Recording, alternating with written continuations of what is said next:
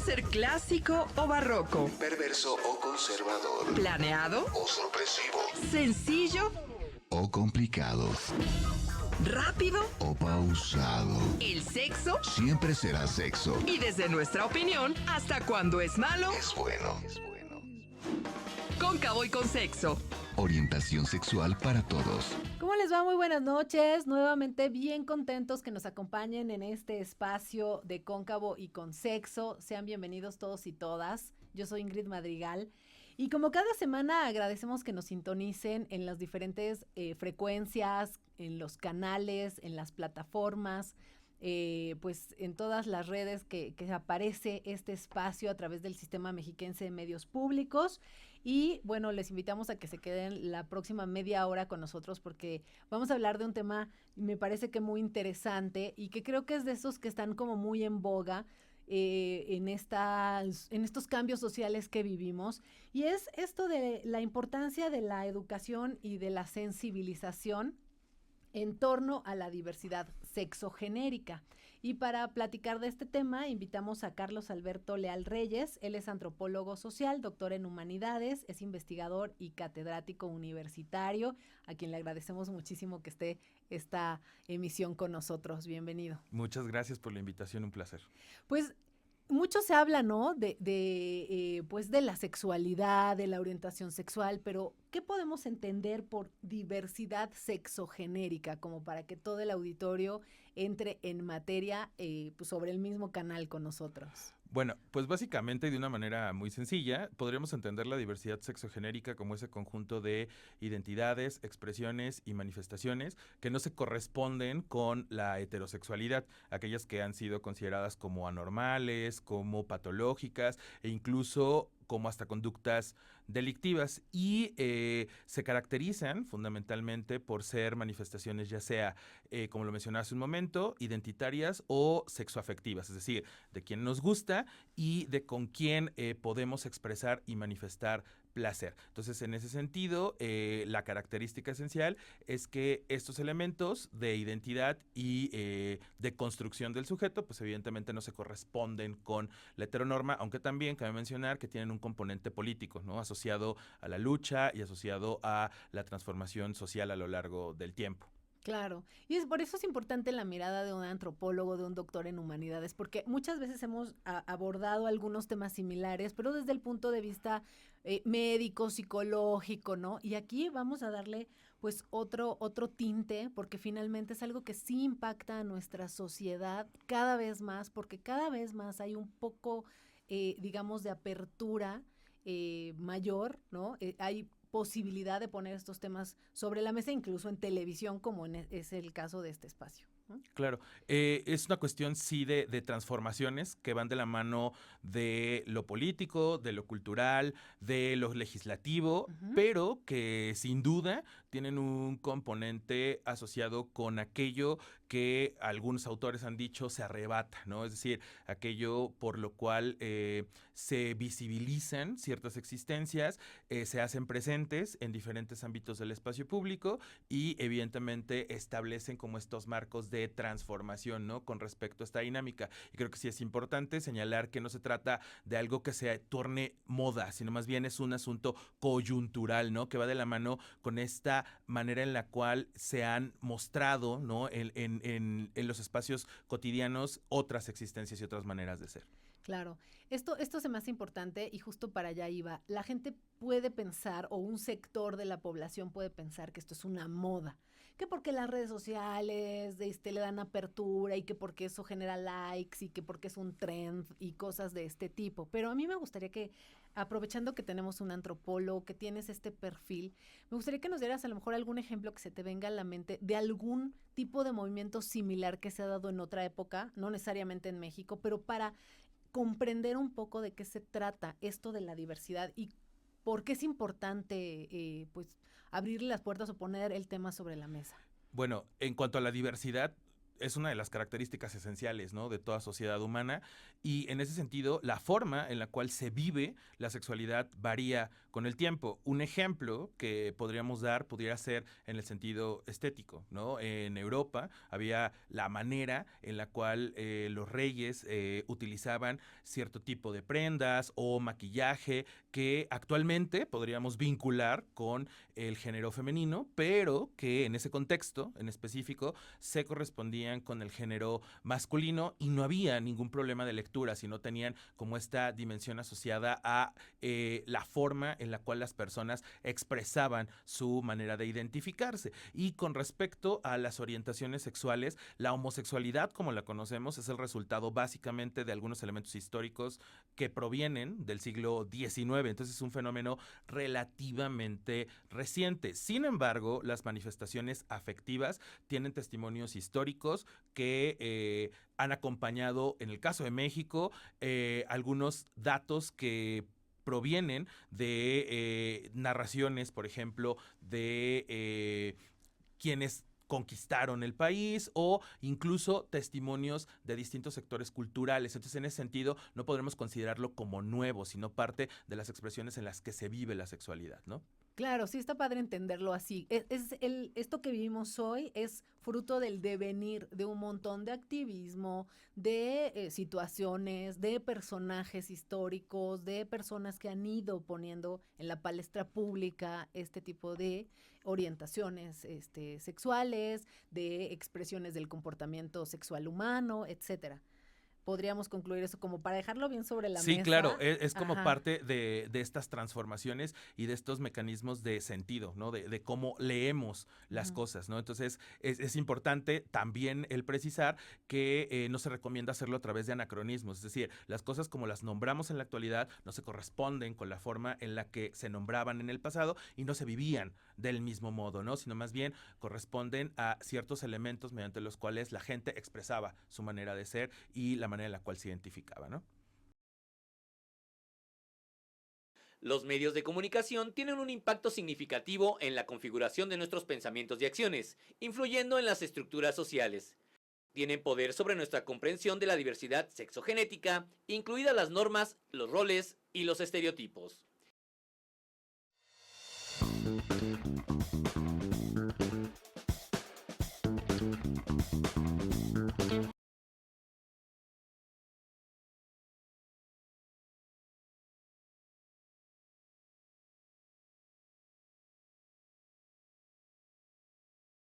Las normas de género o las expectativas y estándares sociales que determinan cómo deben comportarse las personas y cumplir roles específicos en función de su género percibido desempeñan un papel fundamental en la distribución del poder dentro de la sociedad. Hablando un poco sobre el tema de que tú estás como muy inmiscuido en el tema de los jóvenes y en el tema académico y en el tema de la enseñanza, ¿cómo podrías compartirle al auditorio la importancia de la educación y la sensibilización en torno a estos temas? Bueno, a mí me gustaría partir de algunos datos relativamente recientes, ¿no? Del año 2022, de la encuesta sobre diversidad sexual y de género que organizó INEGI y que nos arroja luz con respecto a este conjunto de elementos, ¿no? Para el caso de México, el 5,1% de la población se identifica como parte de la diversidad sexogenérica. Entonces estamos hablando de que aproximadamente 5 millones de personas formarían parte de lo que se denomina como colectivo LGBTIQ-AP+, y partiendo de eso, la mayoría ha expresado, ¿no? Aproximadamente un 45% que ha sufrido discriminación en algún ámbito de su cotidianidad, trabajo, escuela o espacio público en general. Y los estudiantes, arriba del 60%, ha manifestado en otra encuesta, que es la encuesta sobre bullying homofóbico, que ha sufrido algún tipo de violencia o discriminación en los espacios escolares. Y creo que partiendo de esto, podemos señalar que es fundamental el hecho de reconocer que las existencias LGBTQAP+, ¿no? Están ahí y han sufrido algún tipo de violencia. Y es por ello importante que reflexionemos, ¿no?, conjuntamente sobre qué se ha hecho y sobre todo cómo se ha hecho, cómo se ha atendido, qué elementos existen y sobre todo identificar los espacios de oportunidad, ¿no?, al respecto de esta temática, porque es algo que cotidianamente se puede vivenciar desde el ámbito docente, desde el ámbito académico, desde la forma en la cual los estudiantes se acercan y hacen manifiestos estos elementos o incluso los ocultan debido a el miedo que pueden sentir o que limita la forma en la que pueden hacer visible su manera de ser y de existir, ¿no? Claro, sí es impresionante cuando a lo mejor en porcentaje no es tan amplio, pero cuando hablas de 5 millones de personas y considerando que a lo mejor hay muchas personas que todavía no se animan a declarar pues su preferencia, su orientación o que han sido víctimas de bullying, o a veces hay personas que ni siquiera alcanzan pues, a comprender bien que han sido víctimas de una discriminación, ¿no es cierto? Y entonces, pues ahí nos damos cuenta de que impacta a 5 millones de personas, pero eso obviamente tiene sus repercusiones en 5 millones de familias o más, ¿no? Y su entorno. Entonces ya es un tema como que nos va llegando a todos de una u otra manera. ¿Cuáles crees que sean las resistencias más importantes que tenemos que romper en el camino de la educación y de la sensibilización? Que no es lo mismo que tratar de convencer o de tratar de que se cambien de bando, o sea, no es esa la idea, sino más bien pues de tener un entendimiento mucho más claro de esta diversidad y de lograr un entorno más justo. Pues las barreras, en cuanto a mi experiencia, son fundamentalmente culturales, es decir, la forma en la que todavía nos movemos en una sociedad muy centrada en esta lógica patriarcal, en esta lógica androcéntrica, ¿no?, que considera que estas sexualidades no son normales, que son enfermedad, que deberían ser incluso erradicadas, que atentan contra el orden, contra la moral y que están amparadas en una visión muy conservadora y muy excluyente de la diferencia. Y en ese sentido, ese es uno de los grandes limitantes. Otro asunto tiene que ver con la formación de quienes están al frente de los grupos, es decir, las docentes acompañados de las autoridades que de repente desconocen sobre estas temáticas, ya que no las consideran importantes o relevantes debido a este asunto de porcentaje, ¿no? Al no ser de la mayoría, pues se ven empantanadas en estas falsas discusiones. También la forma en la cual distintos medios de comunicación y la sociedad en general percibe estas temáticas a partir como de cajas de resonancia, ¿no? De yo creo que esto no se reconoce porque no lo veo en mi inmediatez, y esto de repente también imposibilita ciertos canales de comunicación y de diálogo, y de manera mucho más institucional tiene que ver con la ausencia de programas y de contenidos que visibilicen estas existencias de forma transversal, ¿no?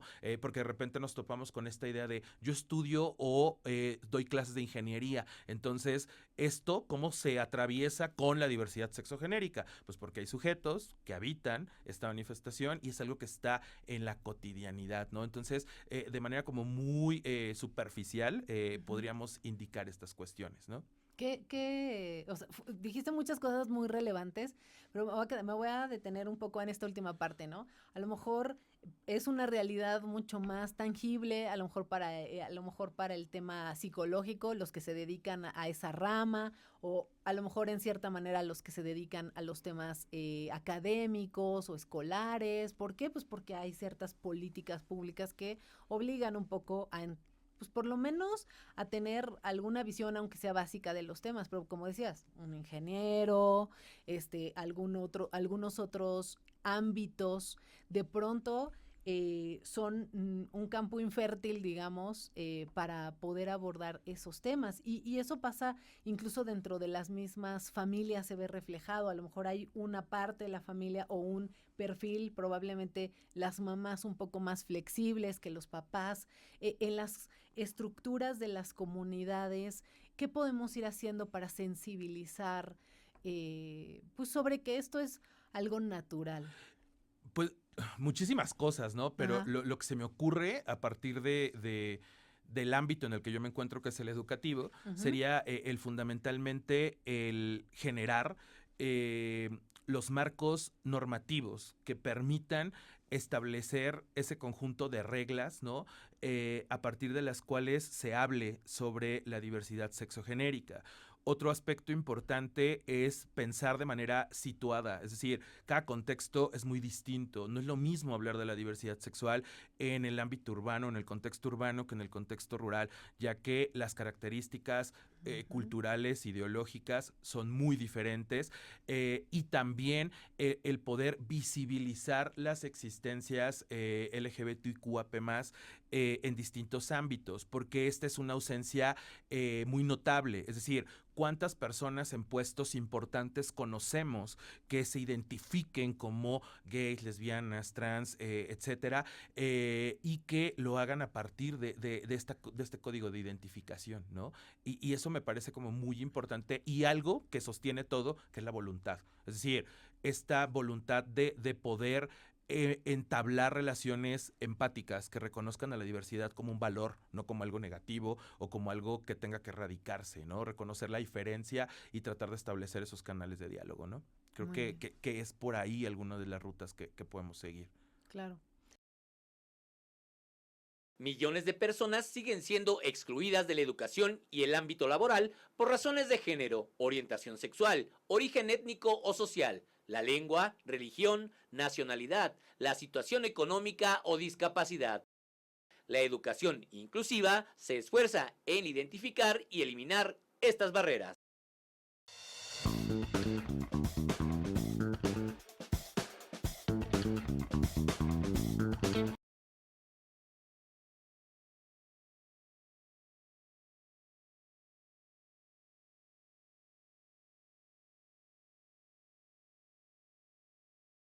La narrativa dominante durante siglos ha sido que la heterosexualidad es un marco natural, además de dominante de las sociedades. Fue creado desde una situación patriarcal, por lo que la diversidad sexogenérica muchas veces ha quedado excluida y vulnerada, convirtiéndose en un tema tabú del que cada vez se tiene mayor apertura e información. Creo que cuando se habla de diversidad, como ya se ha mencionado, se habla, pues, o se entiende como una situación delicada que sigue siendo un tabú, pero me encantó esto que dices, que manejarlo como un valor, que además para sociedades como la nuestra, que poco a poco se han ido abriendo a las posibilidades, sí resulta algo factible y algo que tú crees que ha ido permeando, porque en otras sociedades sí es un tema de pena de muerte, sí es un tema de ser un delito declarado, sí es un tema de expulsión del grupo social. En nuestra sociedad, aunque hay situaciones complicadas en muchos casos, sí hay un poco más de apertura y vamos en ese camino, ¿tú crees? Sí, hay avances significativos sin duda en el ámbito jurídico, normativo, ¿no? Existe un marco legal que emana desde la Constitución, las leyes contra la discriminación, la discusión sobre el matrimonio igualitario, están presentes y han cobrado relevancia en la discusión pública. Sin embargo, todavía tenemos que reflexionar de manera mucho más específica en ámbitos concretos. ¿Qué pasa en espacios laborales? ¿Qué pasa en espacios mucho más sensibles como la familia?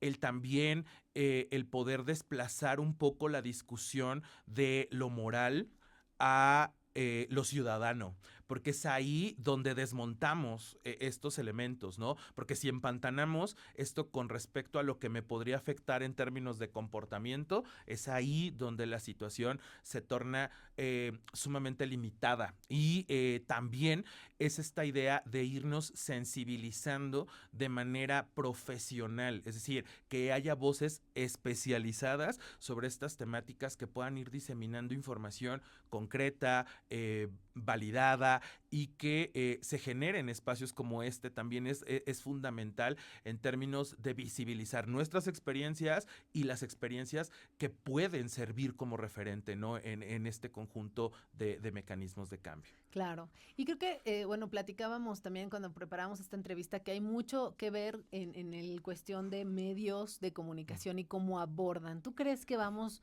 por algún camino correcto o estamos cayendo en estereotipos o en caricaturizar un poco esta diversidad que se da o esta representación de la diversidad que hay en nuestro país?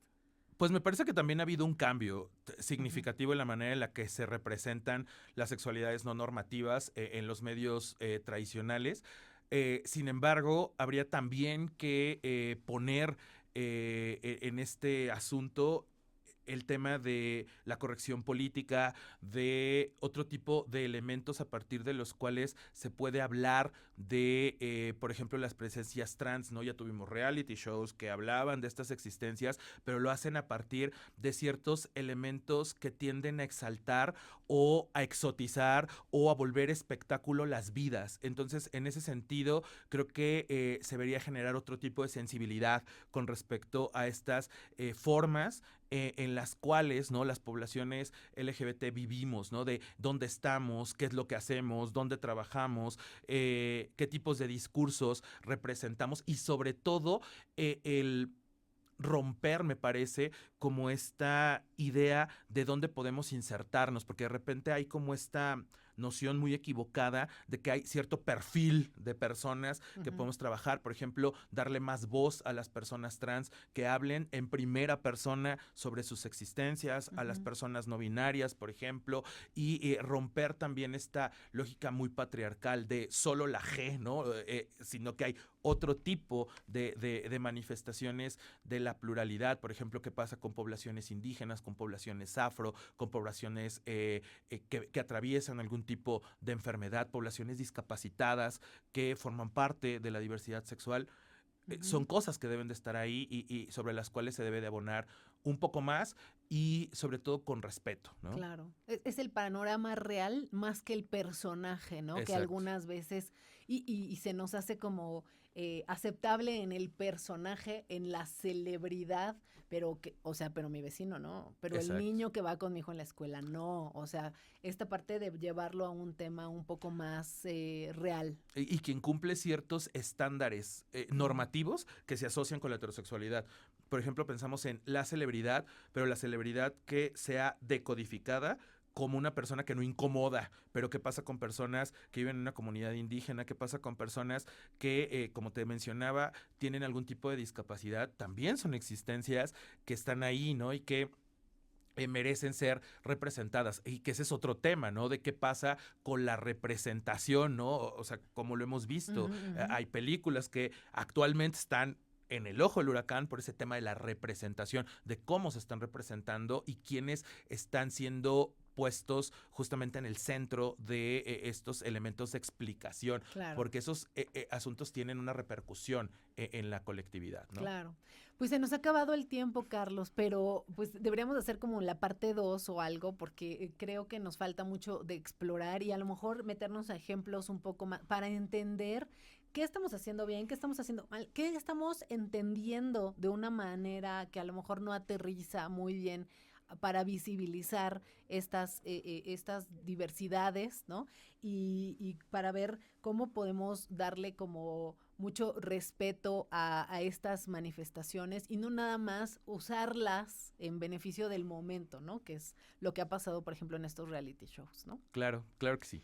Pues, ¿dónde te puede encontrar nuestro auditorio que quiera saber más, que quiera instruirse sobre esto, que quiera a lo mejor alguna charla, conferencia de sensibilización y de educación, que es el tema del día de hoy? Claro, mis redes sociales son Carlos Leal en Facebook, @slasherboy83 en Instagram y mi correo electrónico carlosalberto.leal@uiem.edu.mx. Perfecto, van a aparecer en pantalla para la gente que nos ve en televisión y por supuesto, si en radio no alcanzaron a notar, en breve también ya saben que está en el YouTube del Sistema Mexiquense de Medios Públicos para que puedan ahí escuchar esta plática, compartirla y tomar nota de todo lo que aquí se ha dicho. Carlos Leal, muchísimas gracias por venir a platicar con el auditorio de Cóncavo y con Sexo. No, muchas gracias a ustedes por la invitación. Y antes de irnos, quiero agradecer a Loyalty Boutique por el vestuario que nos ha proporcionado el día de hoy. Este y otros modelitos los puede usted ver en Instagram, en Loyalty by Ivonne, y en Facebook como Loyalty Boutique Ivonne Valenzuela. Hasta aquí llegó el programa del día de hoy. Los esperamos hasta la próxima semana en las mismas estaciones, mismos horarios. Los esperamos como cada semana. Muy buenas noches. Las opiniones vertidas en este programa son responsabilidad de quien las emite y no representan la posición del Sistema Mexiquense de Medios Públicos.